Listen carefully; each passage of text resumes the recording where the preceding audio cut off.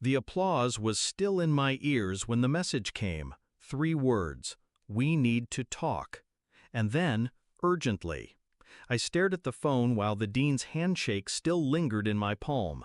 My diploma felt weightless, pointless.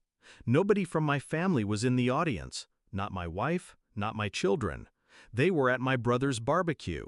I knew because my cousin had posted a video, laughing faces, the grill smoking in the sun. My son was in the background, wearing the jersey I'd bought him. I imagined the phone slipping from my hand, shattering on the floor. Instead, I put it in my pocket, smiled at strangers. Urgently. The word repeated like a hammer strike in my mind as I left the auditorium. I didn't call her back, not yet. When I finally walked into the house that night, it smelled of lighter fluid and burnt meat. She was sitting at the table, not meeting my eyes. "You graduated," she said, like it was a fact she'd read somewhere. "You had something urgent to say." Her lips pressed together. "I think we should take a break, some space." Not why, not what happened, not even a lie to smooth the edges. Her phone buzzed. She turned it over quickly, face down. I noticed. I said nothing. Space. The euphemism people use when the bridge is already ash. I looked at her, searching for something. Guilt, fear, regret. Found none. Just calculation. I didn't ask who it was. I didn't ask why. Instead, I watched. Patterns reveal themselves when you remove emotion from the equation. She guarded her phone. Showers twice a day. Unexplained errands. I checked the shared bank account, small withdrawals at odd hours, enough to be deliberate but not obvious.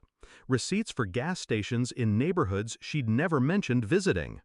I bought a second phone, a quiet tool. Downloaded software to pull her messages from the cloud. Her words to him were mundane, almost boring, until they weren't. Flirtation slipped between grocery lists, a private language built in plain sight. Every night I rehearsed silence, like a discipline. The file from the investigator came in a plain envelope. Photos, dates, times. Him, my brother, standing too close, laughing in a way he never laughed with me. Her hand on his arm like it belonged there.